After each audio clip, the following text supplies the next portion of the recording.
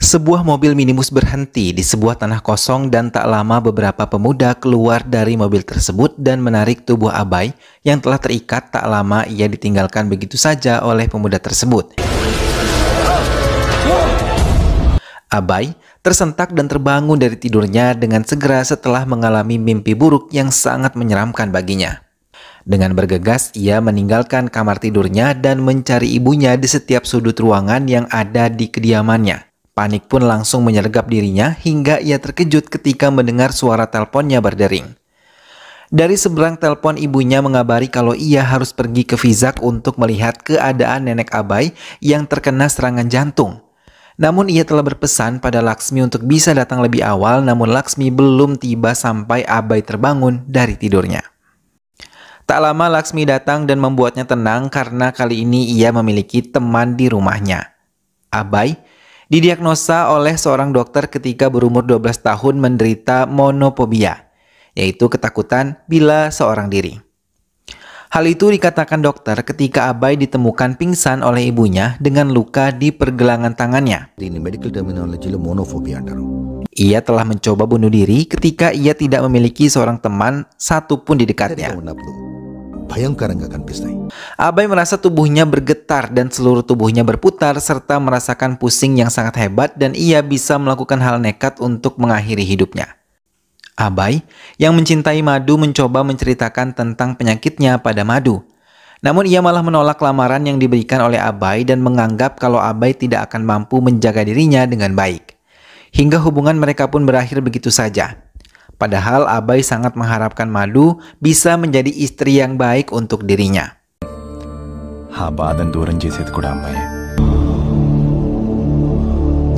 Ia terdiam dan termangu memperhatikan keadaan sekitarnya, hingga ia terpana melihat seorang wanita yang sangat cantik dan juga anggun. Ia memperhatikannya tengah bersama teman-temannya, namun beberapa preman datang dan mencoba mengganggu mereka. Dengan cepat, Abai keluar dari mobilnya dan melumpuhkan mereka hingga mereka ketakutan dan berlari meninggalkan tempat tersebut.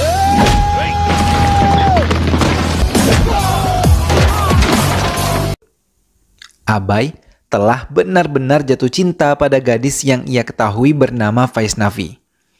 Ia sering tersenyum sendiri mengingat pertemuannya dengan gadis tersebut hingga ia selalu digoda oleh Giri untuk bisa melumpuhkan hati Vaisnavi itu. Saat Abai menemani Giri ke sebuah toko sari, ia melihat Vaisnavi tengah bersama teman-temannya. Ia tersenyum bahagia. Giri pun mengajaknya untuk bisa menemuinya. Namun Abai menolak dan memperhatikan Vaisnavi yang dengan lemah lembut menerima kekurangan orang lain. Abai yakin kalau ia berjodoh dengan Vaisnavi, ia akan bisa diterima dengan baik walaupun ia memiliki kekurangan dan juga penyakit. Abai menceritakan pada ibunya sosok Vaisnavi yang sangat ia kagumi.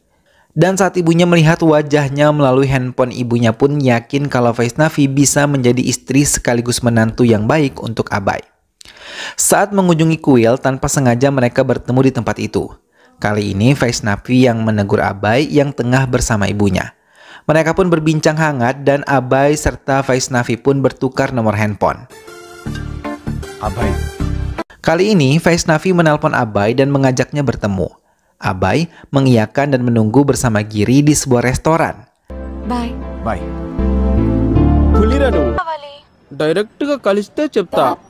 Saat Vaisnavi datang, ia memperkenalkan Giri pada Vaisnavi sebelum mereka pergi ke tempat tujuan mereka. Sepanjang perjalanan, Abai merasa sangat senang dan yakin kalau ia pasti akan mendapatkan cinta Vaisnavi. Di sebuah perbukitan wisata, Abai menghentikan sepeda motornya dan menggunakan kesempatan itu untuk mengatakan perasaannya kepada Vaisnavi. Tapi tiba-tiba, Vaisnavi pergi begitu saja hingga membuat panik Abai. Ia terus mencari hingga ia hampir saja terjun di pembatas jalan tersebut. Tak lama Vaisnavi datang dan menariknya. Abai langsung memeluk Vaisnavi dan merasakan ketakutan saat Vaisnavi tidak bersamanya. Abai dan Vaisnavi pun telah menyatakan cintanya satu sama lain. Saat berada di kuil, dengan cepat Abai membantu ayah Vaisnavi yang terkena serangan epilepsi yang sudah lama dideritanya. Setelah tenang, ayahnya pun dibawa menjauh dari kerumunan para pendoa di sana. Vaisnavi menjelaskan kalau ayahnya menderita epilepsi sejak lama. Tapi Abai tidak sama sekali menghindari Vaisnavi dan keluarganya. Ia malah menerima dengan tangan terbuka kekurangan ayah Vaisnavi. Di rumah, Vaisnavi yang tengah direncanakan akan menikah dengan lelaki lain langsung ditolak oleh Vaisnavi dan ia menunjukkan foto Abai kepada kedua orang tuanya. Ayahnya menerima dengan tangan terbuka kehadiran Abai di hati putrinya, tapi tidak untuk ibu Vaisnavi. Ia tidak menerima dan meninggalkan Vaisnavi bersama suaminya. Vaisnavi pun menurutinya dan mencoba mengatakan hal baik tentang Abai. Dan ia yakin ia bisa menjadi suami yang melindungi dirinya dan juga anak-anaknya kelak. Ibu Vaisnavi hanya menghela napas dan mengiyakan keinginan putrinya tersebut. Abai pun mengabari ibunya kalau ia dan Vaisnavi akan segera menikah setelah mendapatkan restu dari kedua orang tua Vaisnavi. Mendengar hal itu, ibu Abai sangat bahagia dan Abai juga mengatakan ia akan menceritakan siapa dirinya sebenarnya pada Vaisnavi agar ia bisa menerima Abai menjadi suaminya nanti. Kali ini Abai yang ditinggal seorang diri di rumah meminta Giri untuk menemaninya. Tapi Giri beralasan akan datang 10 menit lagi. Karena panik dan takut, Abai malah melihat seorang pencuri yang berniat masuk ke rumahnya. Karena ia tidak mau sendirian, ia pun mengajak pencuri tersebut untuk menemaninya selama Giri belum datang.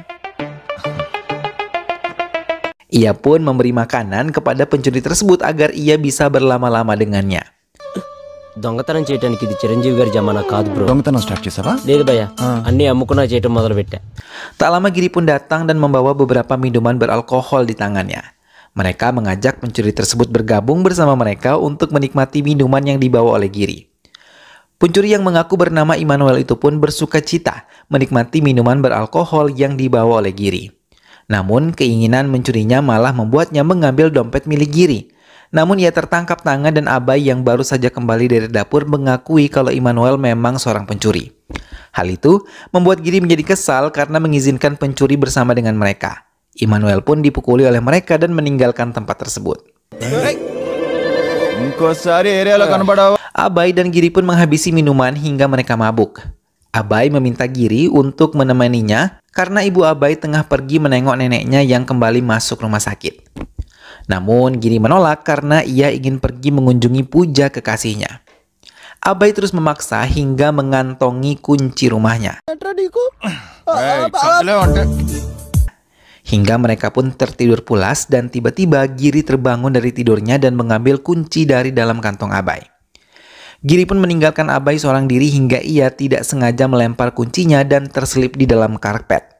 Tak lama Giri pergi, Abai terbangun dan ia terkejut ketika mendapati dirinya ketakutan. Bahkan rasa takut itu benar-benar menjalar ke seluruh tubuhnya dan merasakan dunia serasa berputar.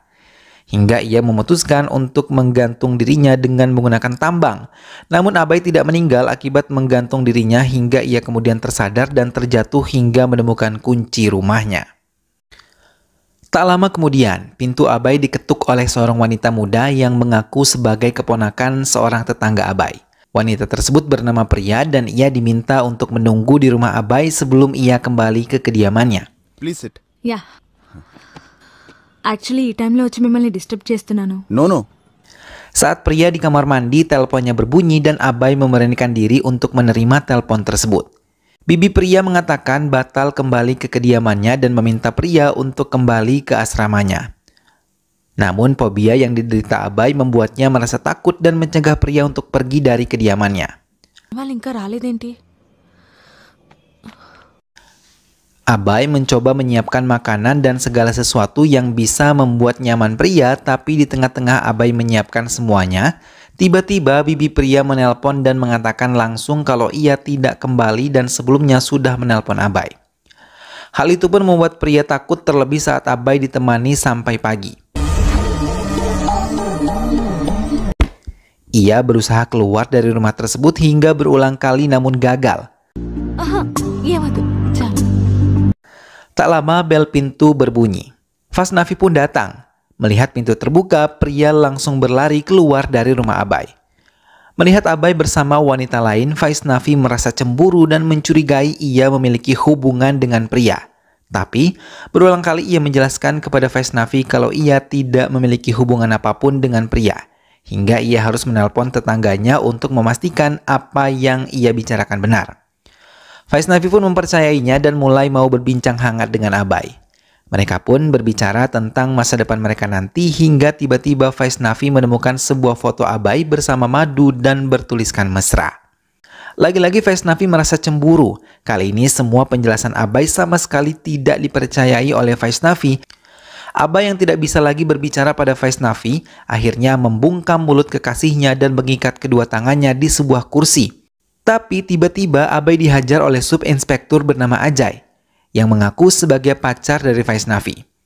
Mereka pun berkelahi dan menghancurkan semua barang-barang yang ada di ruangan itu, hingga keduanya saling mengunci dan tidak bisa lagi saling menyerang. Keduanya pun meminta Vaisnavi mengambilkan sebuah kayu yang ada di hadapan mereka dan memintanya untuk diberikan ke salah satu dari mereka. Vaisnavi pun terlihat bingung hingga ia memutuskan untuk mengambil kayu tersebut dan menghantamkannya ke kepala Abai, hingga ia mengalami luka di kepalanya. Namun Abai terus memohon agar bisa ditemani terus oleh Vaisnavi. Ajay juga mengambil kesempatan itu untuk menghantam Abai menggunakan kayu. Tak lama Abai pun dibawa ke kantor polisi. Abai terus memohon untuk tidak ditinggal sendiri di dalam penjara hingga ia memaksa seorang petugas polisi untuk menemaninya sampai ia tertidur berdua di dalam penjara. Keesokan harinya inspektur kembali datang untuk membuat vir atas kesalahan percobaan pembunuhan dan pelecehan yang dilakukan oleh Abai. Sementara di tempat lain Vaisnavi sangat merasa bersalah dan menyesal. Ia masih mencintai Abai dan ingin terus bersama dengan dirinya.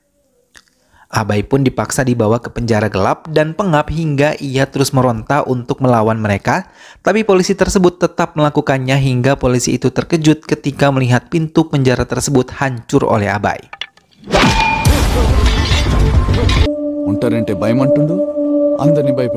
Abai pun diperiksa oleh dokter dan dokter mengatakan kepada polisi kalau Abai menderita monophobia, hingga ia memaksa semua orang untuk menemaninya. Ia sama sekali tidak ingin ditinggal sendiri.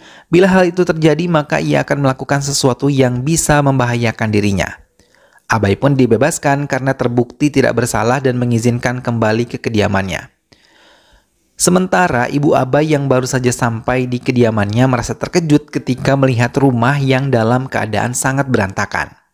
Abai yang baru saja tiba tidak mempedulikan racauan ibunya.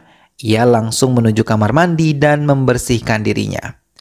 Setelah merasa tenang, Abai mulai bercerita pada ibunya tentang apa yang telah ia alami selama ibunya pergi. Melihat putranya yang kehilangan semangat, ia memberikan semangat pada Abai untuk bisa terus memperjuangkan cintanya karena hidup tidak bergantung pada orang lain. Kalau memang ia tidak berjodoh dengan Vaisnavi, itu sudah takdir dari Tuhan. Abai pun memberanikan mengirimkan video tentang dirinya pada Vaisnavi. Semua ia ceritakan secara rinci dalam video itu. Hingga Vaisnavi merasa bersalah dan ia baru menyadari sikap aneh yang ditunjukkan Abai selama mereka bersama.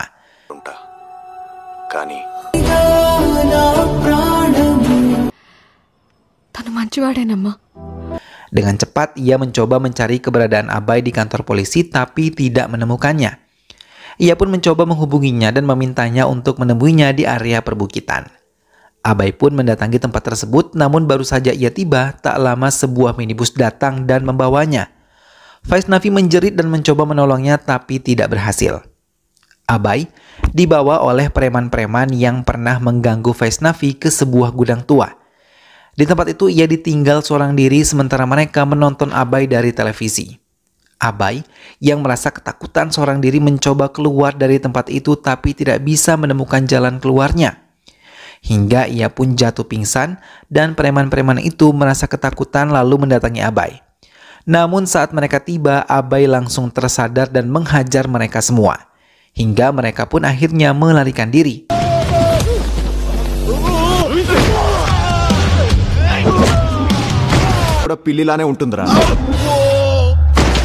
Setelah semua pergi, Abai membuka pintu dan menemukan Vaisnavi berada di depan pintu tersebut.